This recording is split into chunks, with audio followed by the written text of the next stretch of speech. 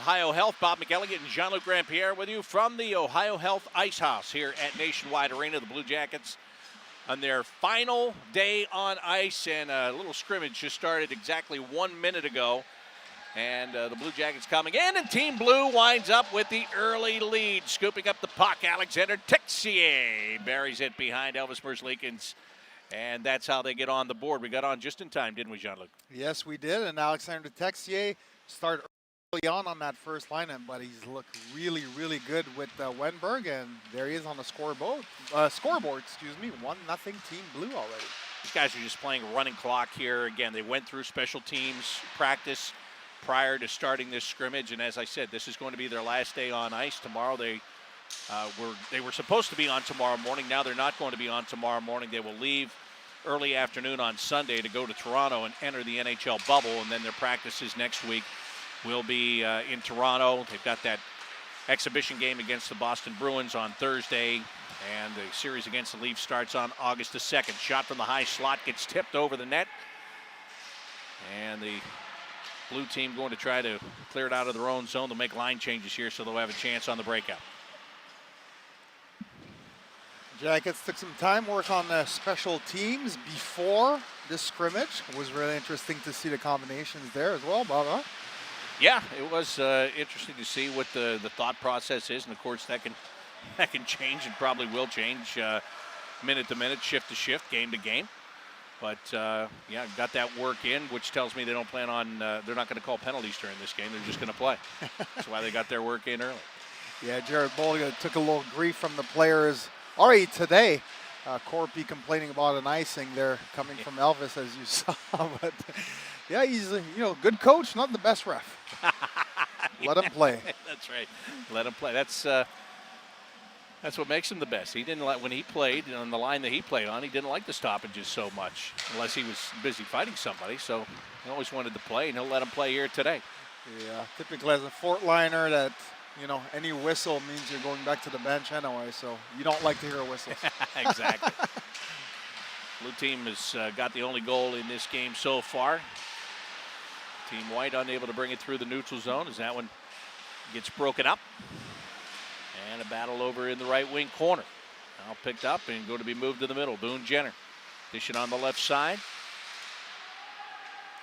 Gus Nyquist back to Jenner in front. Atkinson was there and he couldn't connect with him, and that's going to allow it to go right back the other way on the stick of Oliver Bjorkstrand. Bjorkstrand right wing circle. All the way around behind the net. Whips it in front. Great save there by Elvis. On a quick one-time shot from the front of the net as Vladislav Gavrikov sneaked to the front. Yeah, nice pass by Bjorkstrand there, and he's looked good in camp so far. Coming back from an ankle, you don't know how guys are going to be, how their body's going to react. But him and Seth Jones look great. It doesn't look like they missed a beat. Skating really well. And again, they were on the ice when others in this league weren't on the ice working, and the Blue Jackets need Oliver Bjorkstrand to be at the top of his game if they want to have success in this NHL postseason. Team White out of the zone and up to the red line. Flip it on the left wing side, centering attempt. Couldn't connect with Foudy. Battle there in the right wing corner. From the left point, Nudavaro with a long shot. Korpisalo with a low stick save there. And the puck dug off the far wall. Team Blue couldn't clear it out of the zone. Chip it ahead. Clendenning pinching in, goes all the way around behind the net as that one gets knocked free. And this is going to give the Blue team a chance to clear it again. They miss on that opportunity, but they'll get another and this time get it out. Bemstrom with a little fight there along the wall, Jean-Luc, just to get up to the red line. Yes, and that's what he needs to bring back to his game a little bit, is show a little bit more grit, a little more battle, and he's been doing that. We saw him starting to do that toward the, before the stoppage of play there in the NHL, and that's what's going to make him successful. Mateau puts it on the right wing side. Backhanded shot stopped by Elvis. That one got him right in the mask as he shakes ahead a little bit and he checks that mask before another shot comes his way, and his defense makes sure that it doesn't come quickly. Here's a puck back through the neutral zone. Gerby chasing forward. Left wing circle. Takes a shot, and then as he takes it, Korpisalo got a piece of that with a glove. Yeah, Gerby there trying to go with the off-speed shot. Almost had Korpisalo beat there on that. 1-0, Team Blue. with the advantage in this game. Alexander Texier with the lone goal so far for that team. Puck's on the right wing boards. Kind of got caught up in the skates there. And McInnes comes off. Blue Jackets to the blue line. They'll walk it in, and a good job to sweep that puck away and right back out to the neutral zone. Good defensive play by Boone Jenner. Yeah, Boone Jenner, great defensive play there. Dubois was coming with speed with a sweet move, and Boone said, no thanks. Go try on someone else. And that's one of the things the Blue Jackets going to have to do really well against Toronto is have great sticks. And we always talk about Alexander Wenberg being one of the best on the team. But, you know, Riley Nash, Boone Jenner, all these guys are going to have a big role in this series. Sharp angled shot taken right there. And Korpisalo able to keep that one out of the net. Yeah, Boone Jenner is definitely, I think, just in general, he's one of those guys that can kind of float under the radar with the plays just like that. Make it right there at the blue line. But in a playoff series, he's one of those guys that if he plays like that, if he makes those little plays, Jean-Luc, as you just said, he's going to be a big difference maker. Yeah, he will, and it's all about, body position for him.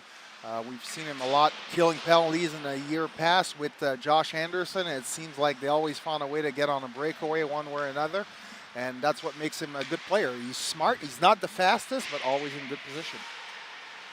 A little contact there along the end boards, and yeah, we'll see a little bit of contact in this game. Every day that gets closer to playing in the qualifying series, you're going to see more contact, no question about it. Team Blue chipping it out through the neutral zone. Nudavara, good hand-eye coordination as he bats it right back the other way. It is unbelievable how much eye-hand coordination these guys have nowadays. They don't even use their hands anymore. David Savard dishing on the right wing side. He'll be picked up there and carried into the corner now. That fight goes on along the boards. Finally back out to the right point. Come across the ice, and that one mishandled, and this is going to give Team White an opportunity. Nathan Gerby holding, trying to pass it to the middle, and he couldn't connect with Seth Jones, who was up on the play, and this will give Team Blue a chance to come back in a 2-on-1. Mateau puts it in front there, and there's a score. Oh, a nice finish on the backhand by Cole Sherwood, and what a pass by Mateau right under the stick of the defenseman. Yeah, and a great shot there by Cole Sherwood going to the backhand to put it by Elvis Merzlik. It's 2-0 for the blue team here. We have a scoreboard operator today. Makes our job easier. I know. It's like professional. All right. We didn't know before we started, and I said I didn't even bring a pen. Jean-Luc said I got one. I said, good, you keep score. Bobby, I got 2. One for each team. You'll do fine. Long pass up the right side. And again, the battles for the puck. Team White comes out with it this time. They're down 2-0. Devin Shore in the right wing circle puts it on the forehand, and he couldn't get a shot away, nor could he get the pass over to Nathan Gerby. Back out to the neutral zone it comes. Dean Kukin finding Zach Werenski. Up the right side, Stenlin knocked it off the skate. They kick it across on the left wing boards. Werenski's got it. Zach peels up on the half wall. Looking back along that blue line, tucks it to the left wing corner now. Back to Werenski with a big shot, and that one deflected wide. Korpisalo didn't even have to make a save. Back to the blue line, and this one not carried out of the zone. Kukin battling to try to keep it in. It's all right there in front of the Team Blue bench, and they were starting to make a change and trying to move the puck out of their own end all at the same time. And that is one part of the game that is going to be crucial when these series starts, is that little mistake right inside your blue line as you're trying to get out. And we've already seen it a few times, guys getting stuck. And that drives coaches nuts when guys are right by the blue line and can't get it out. And you can end up in your zone for quite a bit of time. Pierre-Luc Dubois fed it over in the right wing circle. They couldn't get the shot on net. And here comes the White team again. Back on the left wing side with a shot and a score. Eric Robinson using his speed on the left side, and wow, this guy can move. Yeah, he can, and he bursted up that left side to create that opportunity and go past Korpisalo to get Team White on the board here. They trail 2-1. And again, this line, an interesting line, and you talk about who could be effective. Riley Nash, Eric Robinson, Liam Foodie, as we get a chance to come right back. And again, the blue team to the front of the net and getting the job done. Texier again on the board there. And for Texier, what he did right there, yesterday we were talking about practice, guys shooting the puck off the goaltenders and going to the net for the rebounds. Well, that's why you practice, folks. Texier, they just replicated that exact goal, exact play, and puts him on the board for a second. When it comes to Alexander Texier, last year when he debuted and, he got attention, he created attention, he deserved the attention. And then this year, John-Luc, to be honest, he started well, then he got hurt, and he got hurt so early in the season. I think it's very easy to forget how good this guy could be in a series like this, just because we haven't seen him for so long. Yeah, we haven't seen too much of him. We saw some flashes of it early in the season. I still remember the overtime winner against Buffalo. A beautiful goal he scored, and then all of a sudden he got hurt. And, you're a young guy, you're hurt, all of a sudden your confidence can go down. So I think this long break that the Jackets and the whole league's been on could be beneficial to him, and he's looked great since he's been paired up with Wenberg. Elvis with the stop there on that shot by Scott Harrington. Blue team up 3-1. Again, we've got a running clock here to play 25 minutes. With the running clock, getting their work in.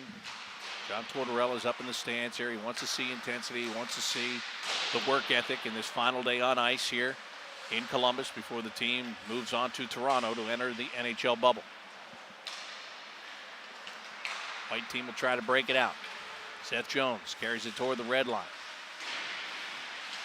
Into the zone, puts it to the corner. And the chase is on. Gerby went in there looking for it, couldn't get it. Devin Shore rubbed out of the play, and that'll give the blue team a chance to set up the breakout here. Harrington, long pass. Stenlund. Tip it back here. Sherwood, he's got one of the goals. He's got one. Texier has two for the blue team. Stefan Matteau, right side. Try to throw it into the slot now and just deflect it off the stick of Devin Shore and up out of play.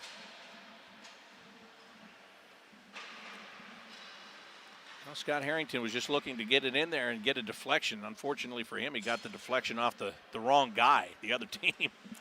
Yes, good stick there by Team White. I'm not sure who deflected it. Great play. But that's where the coaching staff wants to see you just get it on net. Forget about the cross ice pass. It's 5-on-5. Simple is better. You know the goaltender is going to have a big adjustment to, regarding rebounds and where the puck's going to go off of them. So throw everything on net and hope you can get a rebound goal. Oh, Nyquist with some nifty stick work there, but David Savard stayed with him all the way and forced him to miss the net. Dubois trying to come back the other way. Good back check by Cam Atkinson. Nick Foligno now. And the left wing corner. He's going to drop it off along the boards. It'll come out to the left point. Gavrikov over to Savard. Slides it in between the circles. Nice deflection there, but a good stop by Elvis Merzlikins.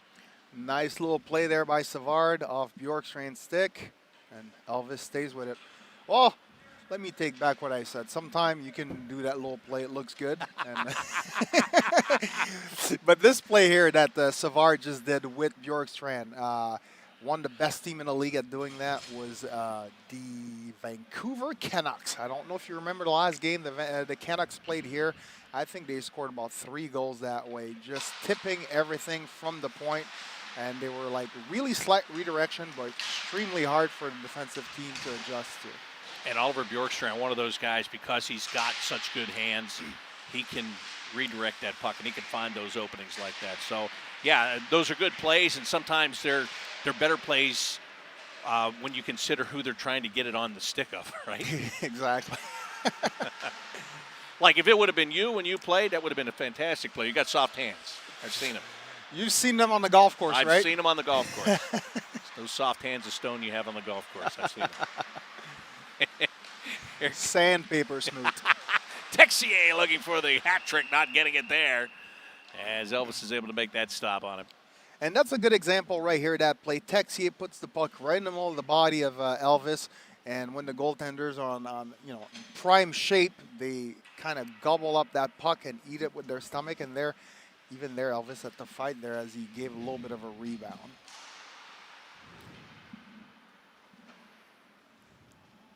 Everybody resets here as he'll drop the puck again. Gabriel Carlson steps up, pokes that one to the end boards. Put it right out in front. A little bit of a swing and a miss by Texier there, trying to get it quickly back on Merzlikins. Alexander Texier has been the standout of this game so far, but here's a 2-on-1. Here's a shot and a good save made by Corpusalo, and he's able to keep it out of the net. Those are tough saves to make, John Luke. You're going backwards. Your momentum's carrying you actually into the net, and the puck is still loose in front of you, and you got to cover it up and make sure it doesn't cross the line. Yeah, and it was a good play by Stenlund there. He's on his backhand, so goaltender's expecting a pass across or maybe a backhand shot, and Stenlund, the quick backhand forehand, try to put it over the shoulder. Good reaction there from Corpusalo. How about Seth Jones getting that puck out of his zone? One-hand pass to his centerman. Makes it look so easy. He does. And again, we talked about this during the season. Seth Jones is a guy that very easily is taken for granted because he makes so many little plays and you don't realize it. Then he gets hurt and he's out of the lineup and you wonder why nothing works anymore. Well, it's because Seth Jones not there making those little plays that you're used to seeing every day. Yeah, it is, and the league has taken notice. Yesterday, I don't know if you saw the list of the top 20 defensemen in the NHL, and Zach was number 10, and Seth was ranked number 5 by the NHL Network staff. That sounds about right at this point, right? Yeah. And they both have a chance to climb on those lists. Exactly. Yeah, they're not at the prime of their career yet, so you got to look up, and the Jackets are in great shape there. Having these two guys play together on top of it, that's incredible. Great luxury to have. Dean Kukin down along the end boards. Atkinson darting in there and gives it back to Kukin. Nyquist had to take it on the backhand, couldn't shoot. Now he tried to pass it across. That one tipped away, and blue team quickly up into the neutral zone. Atkinson, what he just did back there in the other end, John Luke, you could see that quickness, and John Tortorella always calls it the darting. He says when he is darting, that's when he is at his best. He is, and he has to make a little bit more of these plays instead of being the guy that's being set up to shoot the puck all the time. And I think he understands that it's a little bit of an adjustment. This is a guy that went from playing with one top playmaker in the league in Artemi Panarin, who had to do the darting and find Atkinson open, in the high slot or wherever that be. And now this year, it's a little different adjustment for him. Has to move his legs a little more, but definitely embracing the role, and hopefully that can pay off for the Jackets. Now here's a turnover and an opportunity for the white team, but good defensive play there. Team Blue getting back and shutting that down.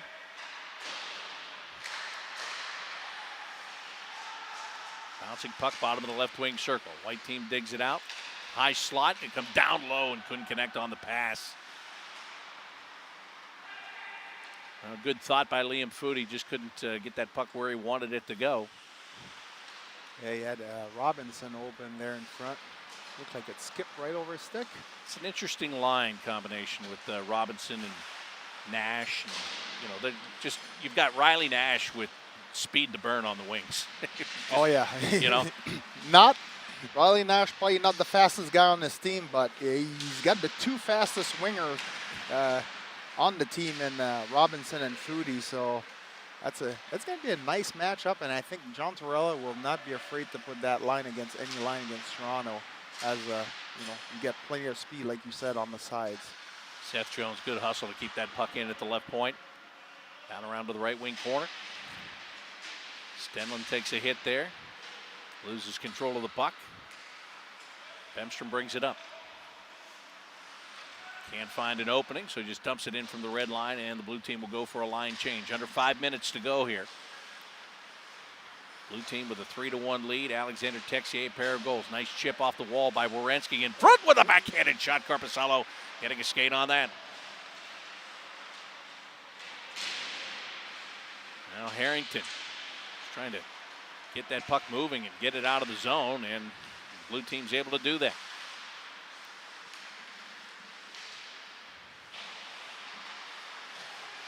Down into the left wing corner. Over along the end boards. They were looking for Mateau out near the high slot area. Couldn't connect with him, and now the white team with a chance up the ice. 3 men strong. Bouncing puck. Good poke check there by Corpusalo. Not easy to do when the puck is bouncing like that, but he got enough of it to get he and his teammates out of trouble there. Yeah, it was Boone Jenner coming with plenty of speed there as well. There's a centering attempt. Jenner couldn't get that one on net. He's got another chance. He has to hold up, had his stick lifted off the backhand to the right wing corner. Jam it across the ice and back down to the top of the right wing circle. Good communication here as those defensemen releasing off the blue line and jumping up into the forward position with Liam Foudy being all the way out at the line. Now Foudy gets it on a turnover in the neutral zone. Nice chip on the right side. Robinson with a forehand shot, and that one he didn't get as much on it as he wanted to. Kind of floated wide. Another chance and a shot off the blocker pad of Corpusalo. Well, you were just talking about the speed of Robinson and Foudy, and they showed plenty of speed there on these two defensemen. Thankfully, it is Savard and Gavrikov back there, so these guys are probably the best shutdown pair on the team. But, man, they'll make some defensemen look silly in the playoffs if they can move their legs like that, that's for sure. Yeah, and let's be honest about it. The Toronto Maple Leafs, they are very gifted offensively. Their forwards, they've got very good forwards. So when you get back on their blue line, the Blue Jackets have a stronger blue line for sure. Nice steal here. Devin Shore trying to feed it back to Nathan Gerby, and that got broken up.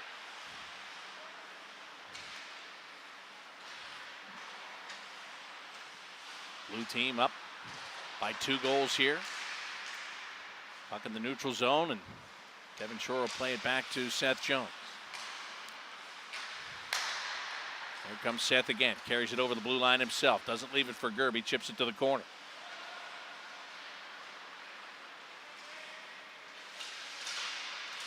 Texier. Well, they put 3 men on him. That was probably a good choice, Jean-Luc, the way he's played in this period. I know. He wants to finish the hat trick here in the first period, and he's playing like it, that's for sure. Kevin Stenlin dances through a couple of defenders. Ryan McInnes now off the backhand. Over to Andrew Peak. Stefan Mateau now on the right side. Throws it to the corner. Goes along the end boards. Good job protecting the puck over there and try to get it back behind the net. Just about a minute and a half to play in this first 25-minute period.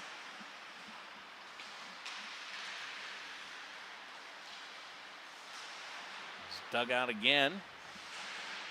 But neither team's having much success in moving it there. Harrington will now get the puck at the left point. Again, plays it back down into the corner. That's where the blue team will try to operate out of the corner. Hard to do that when you have no time or space. Good job by the white team just to shut all of that down, and finally they can bring it back out to the neutral zone. And you can tell the guys are really focusing defensively on breaking those long shifts in their zone, and offensively a lot of cycle, and you will need that against Toronto. Toronto's a team that likes to play with the puck. They don't like to spend too much time in their defensive zone. And we can see that 3rd, 4th, 5th line right now. That's all they're doing. Cycle, cycle, cycle, get those defenders tired. Well, Nick Foligno was coming down the left side. They tried to get him to pass, but it was broken up. Now right in front, here's a chance, and a backhanded shot and a score. Nick Foligno putting on a little bit of a clinic right there. Yeah, it was like a little dancing salsa clinic right through the blue crease, finishing on the backhand, 5-0. Nice move by 71 there. Well, he missed a couple of days of practice this week. Said he had some soreness. Didn't look to see any there.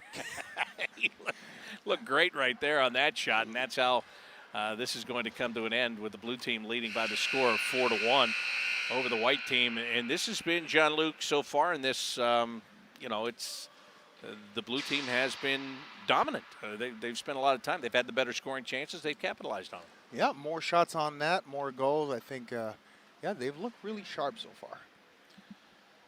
Indeed they have. And Alexander Texier has 2 of those 4 goals. Cole Sherwood has 1. And then Nick Foligno with that latest one with the little dance right in front of Elvis Merzlikins and beating him off the backhand to make it a 4-1 game. So that period, the way it started, the way it finished, what progress did you see through there? For me, the big difference between today and the last scrimmage they had is the physical part. You can tell guys are a little hard on each other. And you see a couple of cross checks, a little more battle against the board. That's the big difference. It was more of an up and down affair the last time. Cute plays. This looks a little more like Blue Jacket hockey. It is direct skating with the puck when there's ice available. If not, they're dumping it. So I really like what I've seen so far. John Tortorella this week has made, he's been honest about his feelings. We saw him yesterday stop this practice about 15 seconds in and let his feelings be known. He said after practice yesterday, there are some guys that need to step it up, take it to another level. We were talking about Cam Atkinson during that period, and we saw that quickness and that darting skill that he has. Is he on that list, though, of guys that needs to pick it up a little bit in this camp? And I'm just saying that because you're so used to seeing Cam stand out, but in the days that we've been watching this, and again, this is a little bit different situation, I know, but they need him to be a big player in this series. Yeah, they do, and he needs to be a big player in that series. And this needs to come out early on. This is not. It's going to be a very, very short series. Best of 5 is not like a best of 7. There's really no time to wait. And I think for Cam, he really needs to find his confidence before the series starts. So that's probably why he's skating so hard today, because everybody wants to go into game 1, not halfway through the game against Boston, the exhibition games, to find their legs and find their groove. You want to go into the bubble with confidence, and that's what he's working on right now. Yeah, a very good point there. And remember, this is a season where he has been injured too, and that injury kept him out of the lineup a couple different times. He was just ready to return to the lineup, finally fully healthy, right before everything was shut down due to the coronavirus. But he's only played 44 games this year, and in those 44 games, he's got 12 goals and 14 assists. Cam Atkinson is a guy that routinely you can count on for 20, 25 goals, even 30 goals. Almost got to 40 goals a couple of years ago. So, that production was way down for him this year. Again, the injuries contribute to that. It's a big part of that, quite frankly. But as you said, short series, that's going to be the key. And we touched on this yesterday when we talked on this show. The Blue Jackets are notoriously slow starters. That's one thing in October, and Torts will hammer them in October, that these October games are just as important as the ones that you're going to play in March. And he's right, they're all worth the same number of points. But now it's just about wins, and slow start in a best of 5, that's not a good formula. Yeah, it is. And the good news for the Blue Jackets is this is basically a new season. So you're looking at a full-blown sprint. We do not know who's going to be hot, who's not going to be hot. You look at a team like the Buffalo Sabres, they didn't make the playoffs, and thank God they didn't, because you look at the way the Sabres have started every season over the last 2-3 years.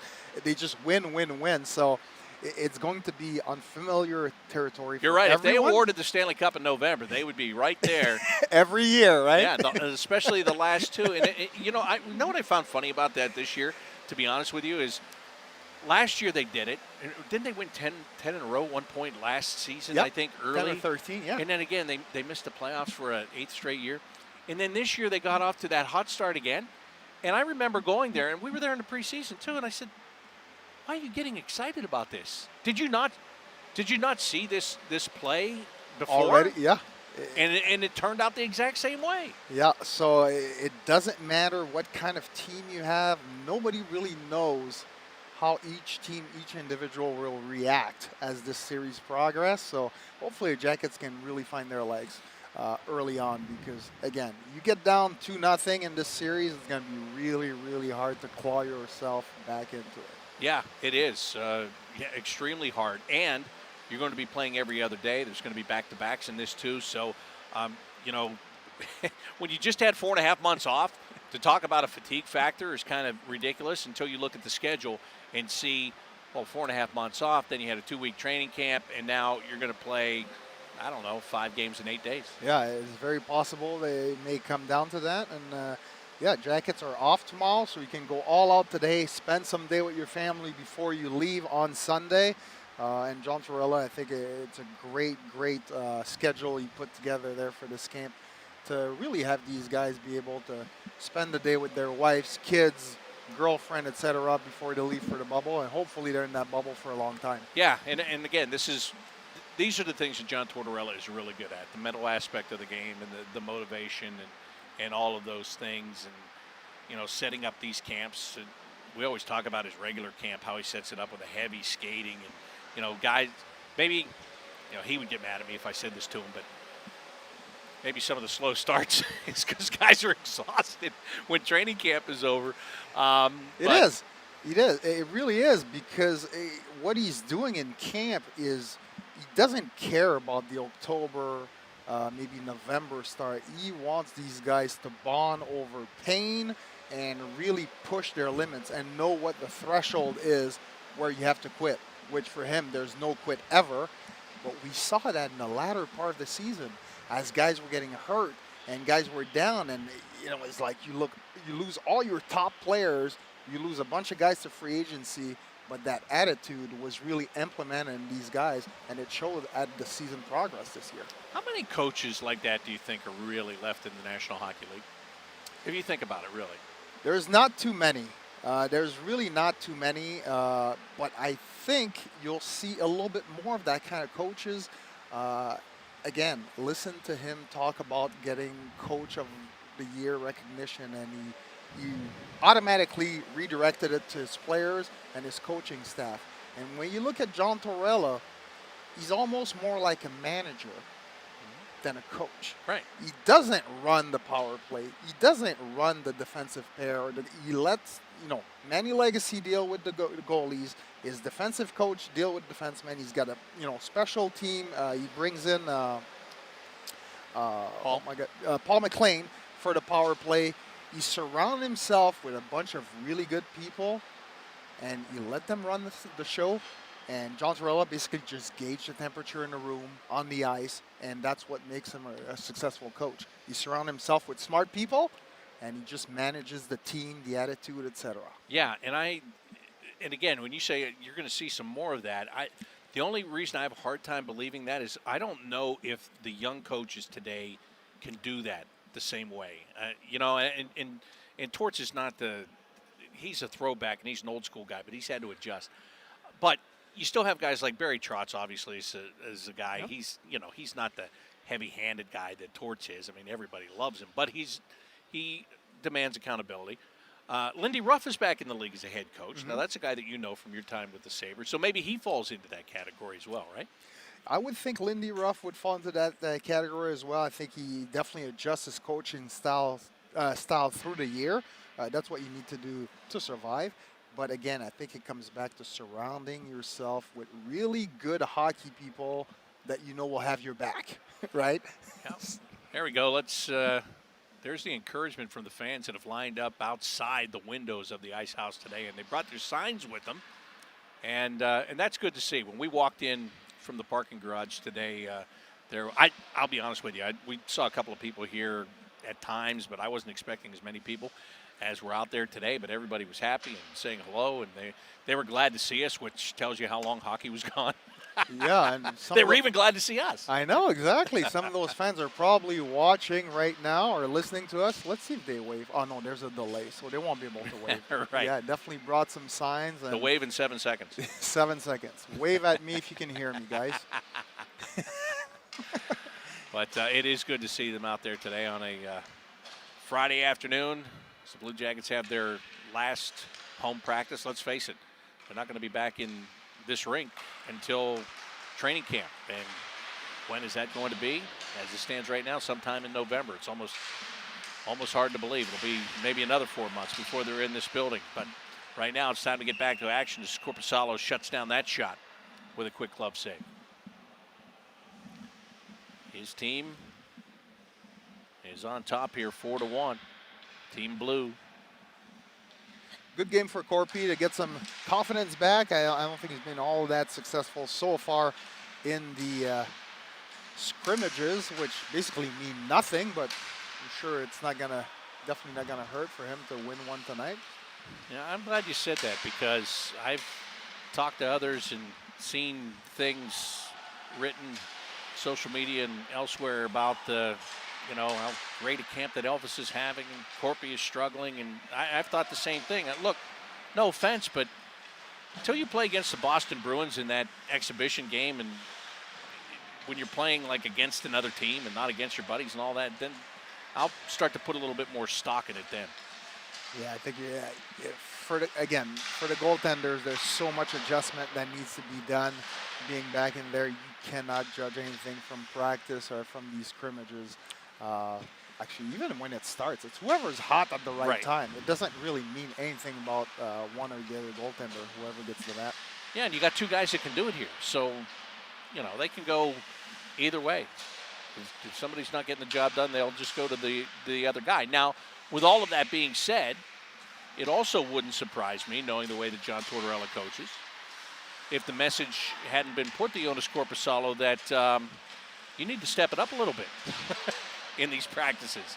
Don't be surprised. Maybe he was on that list I talked about earlier for who knows. Yeah, and John Tortorella is not a guy that typically talks to his goaltenders all that much, but yeah, maybe he's sending a little message like, hey, show me something, right?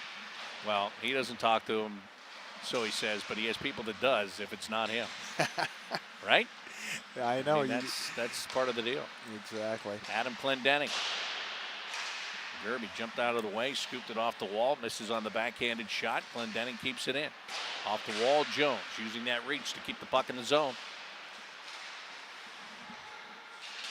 Back out to Seth.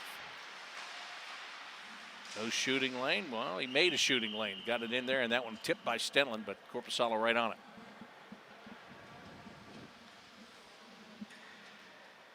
And these are the little things that Manuel Legacy is paying attention to right now. Rebound controls from his goaltenders. Good screen in front by Devin Shore, I believe, was in front of him.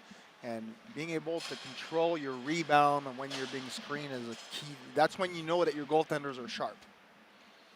Here is Devin Shore stepping in to take the face off against Ryan McInnes. And a quick shot, another big save by Korpisalo. And the backhanded feed out in front. Kirby able to pick that up. It bounced around there in the slot.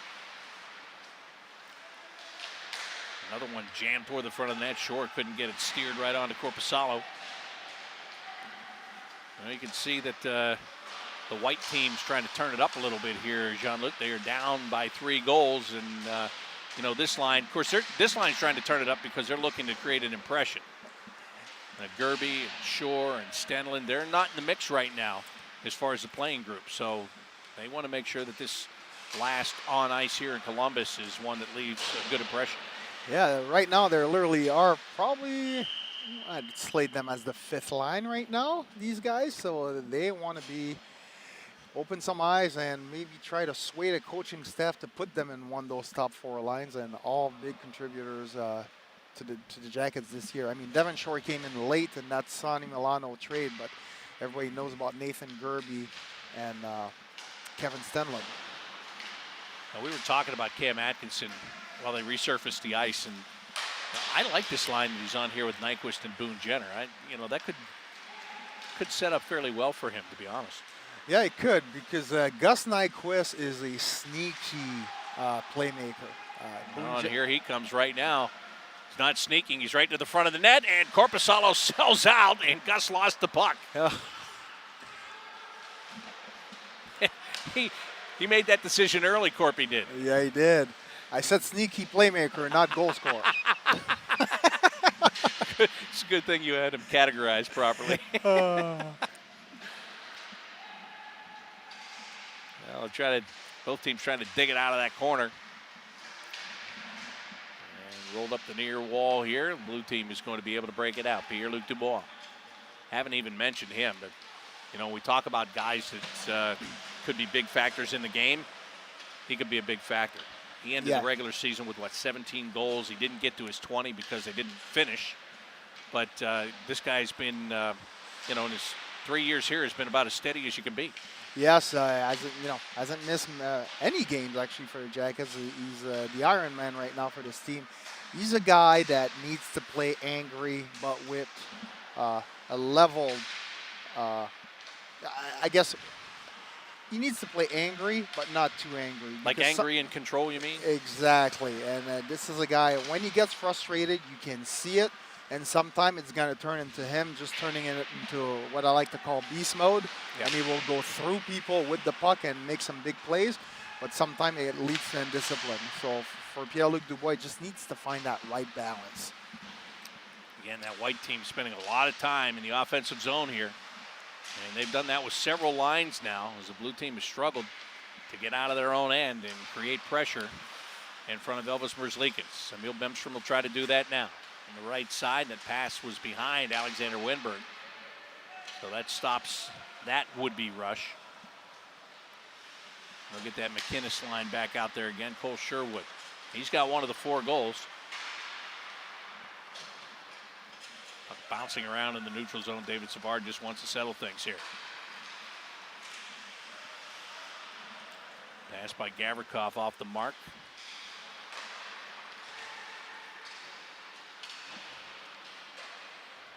Elvis will play it. And just left the puck for a teammate. That doesn't happen very often. Yeah, smart play by Elvis. Right before he said that, I was just thinking, oh, please don't play it up. Yeah. I was expecting him to put it on the forehand and gun it. Yeah.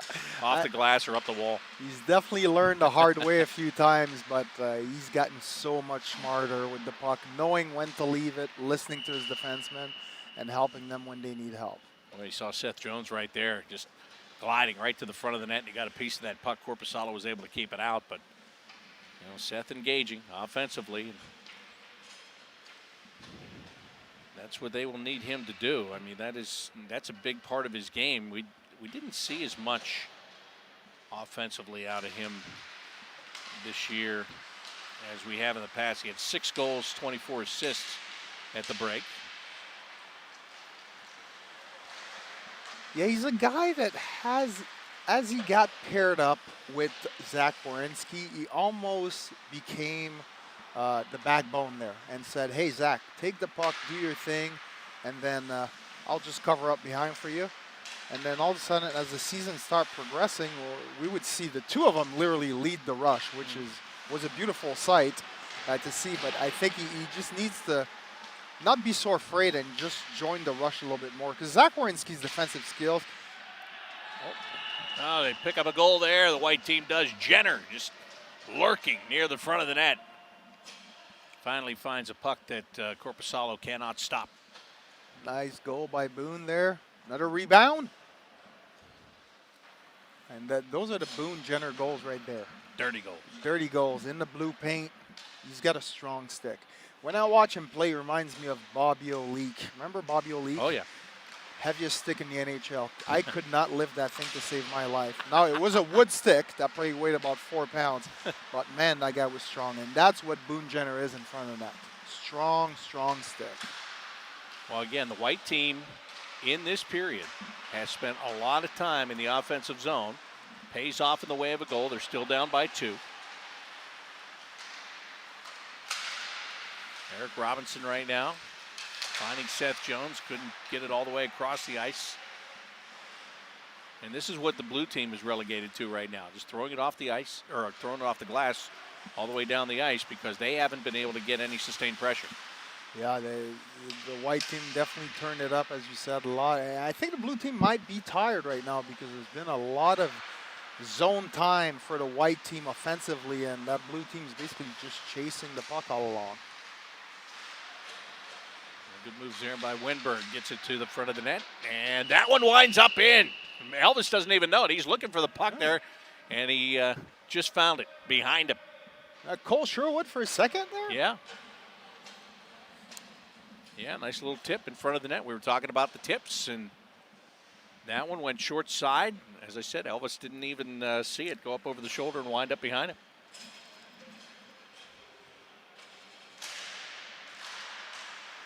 So the blue team, even though they've been outplayed so far in this period, they've been able to get back to a 3-goal advantage. Only takes one shot, Bob. That is true. Devin Shore, don't get the puck to him. They try to feed Stenlund. Gets tipped away.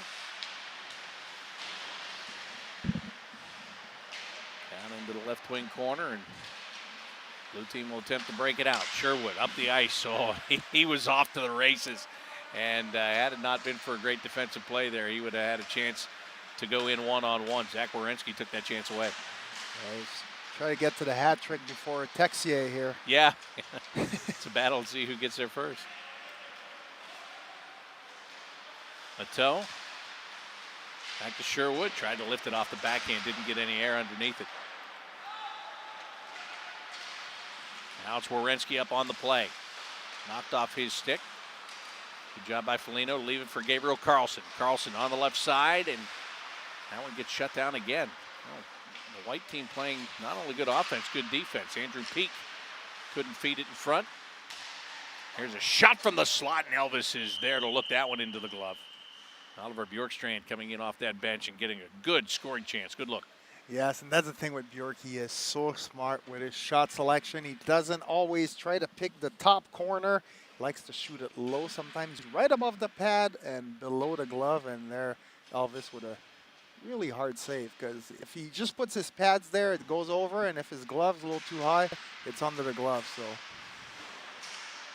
and that's the thing with these goal scorers. You would think they're picking corners all day long. They don't. They really find those tough areas for goaltender. It's almost like they study the goalies to know what makes it hard. Spots that are hard to pick, and they explore that all the time. Well, Nick Foligno's shot got blocked, and Cam Atkinson just had it roll off the end of his stick. He was thinking about getting a little breakaway going there. It never happened. He tries to play it up the right side. That one gets knocked down by David Savard. Savard like a wall there at the blue line, not allowing that white team to enter the zone. Here's Nudavara. Oh, and he coughs it up. Here comes an opportunity for Foligno, and he scores. Put it in the upper right-hand corner just like a postage stamp. That's a good bingo. And Nick Foligno's got his second of the game. Wow. So this is a three-man affair on this team. The blue team. We got 2 for Texier, 2 for Sherwood, and now Nick Foligno with 2 as well. Yeah, I guess so much for being outplayed the first half of the period. They have certainly turned it around. But, like in that case, it's mistakes and turnovers in the neutral zone that create the opportunity. Yeah, and there was Marcus Nudavara going through a neutral zone there, and last man. And Korpisalo with a big save right there, but he couldn't control the puck, and it winds up behind him. Another 2-goal. Was that Robinson this time? It was. Yes, sir. It's like if you don't have 2 goals in this game, you're nobody, right? Very odd. There's a 2-goal minimum in this game. Right. I mean, literally, if Boone scores the next goal, that would be 10 goals between 5 guys. If Boone scores the next goal, I'm dropping my headsets and I'm out of here. Mic drop. Let's get out of here. That's right. Here comes Pemstrom, dances across the blue line. Now he's going to re-engage, takes a hit in the corner, couldn't get to the puck. Still in there, though, and another chance, and there's a score. Alexander Wenberg walks off the wall below the face-off dot and goes top shelf. And he jumps onto the score sheet here. Yes, and Wenberg, this is a guy that the Jackets want to see do well defensively, but if he can bring you a couple of goals here and there, what a valuable asset he will be. Well, that's what people want to see out of him is more goals. Well, we know he can do it. Yeah. For him, it's all about starting to shoot the puck. And honestly, later in the year, he started shooting the puck a little bit, and he looked better early in the season as well. In the middle, there was a little bit of a down, but this is a guy, he has all the skills. He's a smart hockey player. We know it's there. Oh, there's no question. His hockey IQ is tremendous. Here comes Sherwood bidding for the hat trick, and he had his stick lifted. Nathan Gerby with a nice little defensive play there to take that chance away. Shot from the boards, hits the side of the net. Ryan McInnes now. Back to the middle. Sherwood was spun out of that play. And the white team will have a chance to break it out. Yeah, and for guys like Wenberg, sometimes as an analyst or a coach, you wonder, is this guy's literally too smart for his own good, right? Overthinking everything and always trying to make the perfect play instead of just simplifying his game. That's a good point. It's a good point. Again, those smarts come in really well defensively because he's always in the right position. He always says his stick in the passing lanes. But, yeah, offensively, maybe he is guilty of overthinking at times. Bjorkstrand tried to run that one right up underneath the crossbar and had it deflected. Backhanded shot by Foligno. Good skate save there by Merzlikins. I'm not sure he knew exactly where that was, but he knew it was in that area. So he flipped the leg out there, and he got the job done. Just cover as much as you can. That's right. Nyquist up the right side. They couldn't connect with it. Dubois gives it to Bjorkstrand. Backhanded shot. And Elvis gets a part of that. Yeah, white team with a lot of turnovers and bad coverage right now. Blue team is back in it, not only on the score, but they're really starting to take over this game. Yeah, no question they are. Clendenning just stopped that one on the doorstep and hands it off to Merzlikins and says, let's try this again. Let's reset with a face-off here. 7-3. The blue team leading the white team. Boone Jenner's got one of those goals for the white team. He's out there to take the face-off against Wenberg, who wins. And Savard feeds it down low, and then there's a shot by Gavrikov that went high after it pinballed around and wound up on his stick. Here comes Bemstrom. And you know, Jean-Luc, we've talked about Bemstrom, we've talked about Wenberg. What we haven't talked about is how comfortable they look playing on the same line. Yes, they look really comfortable. Obviously, both Swedish guys, maybe they spent some time together during that little break. And then Texier looks really good with them as well. But for Wenberg, I think it puts him in a great position. He's got two great shooters with him and Bemstrom and Texier. I think Texier Prey has the hardest shot on this team. Watching him in practice, that wrist shot is literally elite. So if he can get that confidence up and some nice setup from Wenberg, that could be a pretty magical line right there as well. Credit Boone Jenner with a tackle as he took down Texier. This is a penalty-free zone, by the way. Yes. And here comes the white team again. Brought to you by Jared Bolt. Yeah. It's ironic that one of the penalty leaders in franchise history doesn't call any penalties when officiating a game. Is that odd, or is that just me? He wants to keep the record. It's not odd. You're right. Werenski weaves his way through traffic. Set up that right wing side. And that one just floats to the net. Korpisalo will take care of business here with 6:05 to go.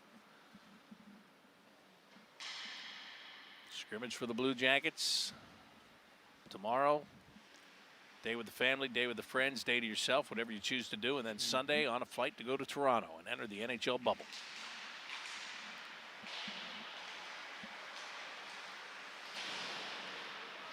That one out into the neutral zone. I think that one hit somebody on the bench. But again, this is not for real. Play continues. Andrew Peak into the slot. Bouncing puck. And Elvis able to stop that shot. Sure wasn't there for the rebound.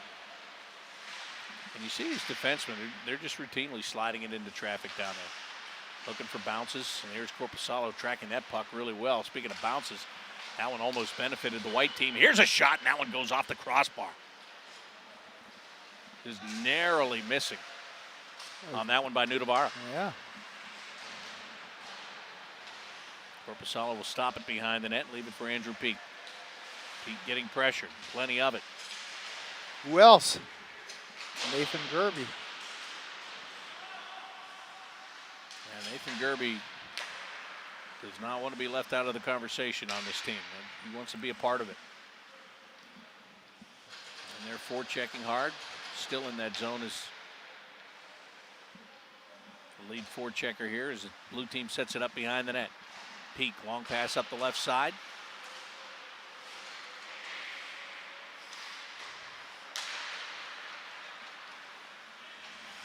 Dean Kukin fires it in. I've said Dean Kukin's name 3 times in this game. It's all because he's just made a little play. That's what he does. He's, well, here comes Bjorkstrand. Wait until this play is over before I finish. And his backhanded shot is denied, but he won't be denied. Foligno back to him, and still can't get it by Elvis. But Dean Kukin he's one of those quiet defensemen, John Luke, and he does his job. And we saw him do a great job. Remember early in the year when Zach Werenski was hurt, he was the guy that got to play with Seth Jones, and he comes from the third pair to the first pair, and you wouldn't have known the difference, so he just did his job. Yeah, he's such a good skater. He's always in good position. Let's just say he doesn't get caught up out of position very often. And offensively, we saw him he was working on the power play here earlier, so he'll be on the power play. He can do a lot offensively. I don't think he's comfortable yet to go full offense, but really smart. So this is a guy, when you cover a game, if you hear his name too often, he's probably making mistakes. He's one of those guys that the less you hear his name, the better he's playing, right? Yeah, absolutely. But I also think you're right, and we've seen that he does have an offensive upside. But I think you're right about that confidence thing, because when you're playing on the third pair, you can't make mistakes. It doesn't matter how good you are offensively. If you're making mistakes that are costing your team, you're not going to be on the third pair anymore, right? Yeah, exactly. And it's not a guaranteed spot where, if you're on the first pair, you make a mistake, you're going back out there next shift. For him, it's a very fine line that, he has to be careful with. And let's not kid each other here. With Seth Jones, Ryan Murray, and Zach Werenski on the team, all of a sudden you look at yourself and you're like, okay, if the team really needed offense and they said, hey, we need you to carry it, you could do it, but there's really no need for it right now. So he just needs to find that right balance in his game to be a good contributor with the Jackets without being that just offensive defenseman. Very true, but he can be that sneaky offensive guy. Exactly. Because other teams, unless they're watching this stream right now, there's nobody saying, hey, when that Dean Kukin is on the ice, watch out. He could beat you with a goal if you take him lightly. Exactly. In case there are other teams watching right now, Dean Kukin cannot beat you with a goal. He's just not going to do it, so let him alone. Give him space. Give him space. Oh. I've never had that problem wherever I play. What, scoring goals? As far as should I bring my offense or not? So it's all right. Good problem to have. You know what? You know your own strengths, and that's a key. Ludovara up on the play, finding Stenlund, back to Devin Shore. Shore couldn't get it turned back over to the forehand.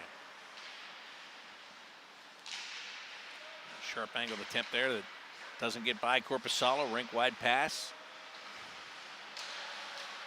We'll get back out to the blue line. Try to set it up again. Devin Shore goes to make that spin and was met immediately. Maintains his control across the ice. Come back out to Nudavara, center point, shot, and that one tracked well by Korpisalo right into the glove.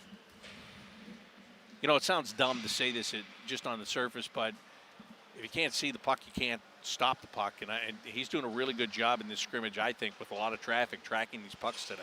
Yeah, and tracking the puck is so difficult. These guys, there's not so much contact in front of net anymore, but the offensive player in front of the goaltenders, they're making it really hard. And these guys are pretty big, and most of the time those goaltenders are down on their knees, so they're looking between legs, around your hips. And that's something that you can't practice during the pandemic when you're sitting in your living room. I don't care what you do. You can buy 6 tennis machine, but if you can't see the puck, you can't stop it. Right. And that's part of the adjustment for those goaltenders right now. As that second period comes to an end, and the blue team with a very comfortable 4-goal advantage here, 7-3. Alexander Texier's got 2, Nick Foligno's got 2, Cole Sherwood's got 2, and Alexander Wenberg has 1. Are you impressed? I remembered that. That's impressive. Who has the goals on the other team? Eric Robinson has 2, and Boone Jenner has 1. But I wrote mine down. One of my 2 pens. You know what? If you wouldn't have said that, I wouldn't have blown the whistle on you. You kind of gave yourself up. Yeah, I didn't write it down. I told you earlier. You have both the pens. I wouldn't take one. Oh, you got a good memory. Sometimes. See, I get hit in the head too many times, so I need to write this stuff down. All right, fair is fair. Hey, I want to remind you that, as I told you, the Blue Jackets are going to the bubble in Toronto coming up on Sunday. But Blue Jackets are going to play against the Boston Bruins, an exhibition game. It's going to be next Thursday. That is July the 30th. It's a game that gets underway at 7 o'clock on Thursday evening. Of course, you're not doing pregame for that one, right? You're just doing intermissions? We'll be doing some kind of intermission show. I don't know if it's going to be Brian is not going to be there. Oh, okay. So I'll be there floating around doing something. Dave Metzel will probably be there with you on that I one, might be right? on the radio with you. Who knows? So, who knows, yeah. But you know what? We'll figure it out when we get there. But what we do know is it will be on Fox Sports Ohio, and it will be on the Blue Jackets radio network. I can tell you that. I know on the radio side, our pregame is going to start at 6:30 for the 7 o'clock face-off. And again, that is on Thursday, July 30th. We've got a full slate of stuff for you coming up next week, by the way. On Monday night on the radio network, we've got our playoff preview show, and that's going to involve all of us. It'll be me, Jean-Luc, Jody Shelley, Jeff Rimmer. We're just going to break it down. We'll break down the offense, the defense, the special teams, the goalies, get you ready for the matchup between the Blue Jackets and the Toronto Maple Leafs. That's going to be on Monday night at 7 o'clock on the Blue Jackets radio network. I've got CBJ in 30 starting daily, 5 days a week next week. I'll have for you starting with a Monday mailbag on Monday. And then on Wednesday, the Inside Edge, Jody Shelley and I will bring that to you. I mentioned the exhibition game on Thursday. So it really gets rolling, Jean-Luc, next week. And again, great to talk hockey. It's going to stink that we're not going to be there in the bubble. I'll be honest, I'd much rather be there and be around the team like we always are. But we're going to be here, and we're going to be doing this stuff here. But we're going to be talking about hockey, and we're going to be talking about playoff hockey. Yeah, it's just fun to be able to talk about something that is happening and not speculating about what's going to happen. Early on, in March, April, I was listening to your podcast, and you almost run What was I talking about? Oh, gosh. I mean, you talked to me. Well, not to me, but you were talking about everything from, your son's equipment to baseball and him not loving you as a coach. Actually, let's just be honest. He just hated you as a coach. In at baseball. least one day. At least one day. Yeah. So it's very nice to be able to talk about hockey again. Yeah. And what's happening and covering the games and preview for this series. Absolutely. No question about that. And so all of that audio that I talked about, I should tell you, all of the audio stuff I talked about we're doing next week with the preview show, the CBJ in 30s, the Inside Edge, all of that. If you can't catch it live, you can catch it on demand on our CBJ Radio SoundCloud page. You'll be able to find all of that. It'll be archived. And, of course, once that stuff's put out as podcasts, wherever you get your favorite podcast, you'll be able to get it there. So if you can't catch it when we are actually doing it, you can catch it at your convenience. That's what we're all about. We're about making it convenient for you, right? It is. And, Bob, I've never been a big podcast guy until I start driving to Cincinnati back and forth and really loving your shows. Listen to every single one of them. And then when I mow the yard, I listen to it again. So it's really past the time, and it's nice to hear your voice. I usually know when Jean-Luc's listening to the CBJ in 30 because I'll get some kind of a text. It could be an emoji. It could be a sentence. But I usually have a pretty good idea when you're listening to it. Yep. If I say something that piques your interest or your entertainment. Well, the Toronto reference is probably one of my favorite one to date. When you talk about the home ice advantage? Home ice advantage. Yeah. And I said, let's be honest, they lost to a Zamboni driver as a goaltender for the opposing team in their own building. That's right. You can't count that as home ice advantage, right? Correct. Let me ask you a question, though. We were having this discussion the other day a little bit. Here is one thing. You're going to Toronto. You're playing against the Leafs. Now, it's a controlled environment, obviously, within the bubble, but I don't think they're going to have the greatest locker room in the practice facility, the Blue Jackets. I just think there's still going to be some challenges there and some old school gamesmanship, if you will. I've told this story before. I remember one day when I was working in the East Coast Hockey League in Johnstown, I went downstairs to find our coach, and he wasn't in his office. And he was in the visiting dressing room. and he was taking the fluorescent bulbs, and he was loosening one of the 2 bulbs in each of the light fixtures to make it kind of dim and darker in the room. I go, what are you doing? He goes, I'm sick and tired of losing to this team. We're going to make it difficult on him here today. Put them to sleep. Right. So he did that, and then the thermostat had a lockbox on it. So he jacked that up to like 95 degrees, and he locked it. We still lost to that team. But anyway, old school gamesmanship, anything you could try to do to get an advantage. How many stories are there from old-time guys about there not being hot water in the showers after a game? Oh, yeah. I mean, even when I played, which is a long time ago, but not that long ago, visitors' locker room, whether you go to, and it's still like that, whether you go to Boston or instead of being white or red, which bring a little more aggression, a little brightness, the rooms were like a dark gray and, like brown to kind of put you to sleep. The lights were not as bright. You want them to feel comfortable, yet not too comfortable. And simple paint on the wall makes a big difference. That's a great point. I never thought about that. Like, First of all, that when you say Boston, like that room in Boston is actually, I think it's a little bit small for being Boston. Right. Original 6, and this is all the room that you could spare for the visiting team. But you're right. It's black. It's dark. Yeah. It puts you to sleep. Yeah. It's if you put red, it brings aggression. So you're never going to see a red visitor locker room or white, with a lot of lights.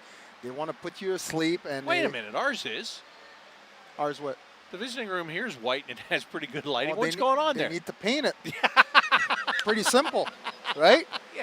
Just paint it gray like everything else. I mean, I'm in real estate. Everybody paints everything gray nowadays. Let's paint the locker room gray. Can't blame it on anything, but hey, it looks good. That's the style, right? Yeah, there you go. So, there you go. but yeah, there's a lot of little fun story. I remember when we were in Philadelphia with Buffalo in the playoffs, and we're staying by the airport, and right in the middle of the night, 2 o'clock in the morning before the game, the alarm went off, and it was the fire alarm. We had to exit the building, and all the guys stayed in, and the hotel security had every single one of us leave the hotel at 2 o'clock in the morning. I mean, come on. How many times do you have to exit a hotel because of fire alarm? It's very rare. I can count on one hand. Yeah. So, yeah, the locker room for the Jackets is probably going to be in the back left corner. See it this way. Out of the 12 teams, they'll get the worst. They will get the 12th best locker room. Right. My question is, when that fire alarm went off at 2 in the morning, how many guys weren't in the room to get thrown out? Well, it was a black case, and I heard about it, so I was probably at the bar. No, I'm joking. I was there. I was actually in my room. Oh, man. Well, one more period to go here in this Blue Jackets summer camp before the scene shifts to Toronto. 7-3. Blue team has the advantage. And the blue team, again, will skate from right to left as those fans. Oh, there's some more signs out there. Remember the last team that had a home ice advantage? Yeah, us either. That's a good sign. I like that. How about the one next to it? Break a leg? Yeah. No, why would you write a sign that says break a leg for a team that lost more man games than any other team in the NHL? I understand the premise, but the phrasing could have been better. Yeah. But I think she wrote under it, not literal. Oh, okay. Please. Okay. I didn't see that, so I'm glad you picked up on that. And it's weird to be in this building during camp when there's nobody in here because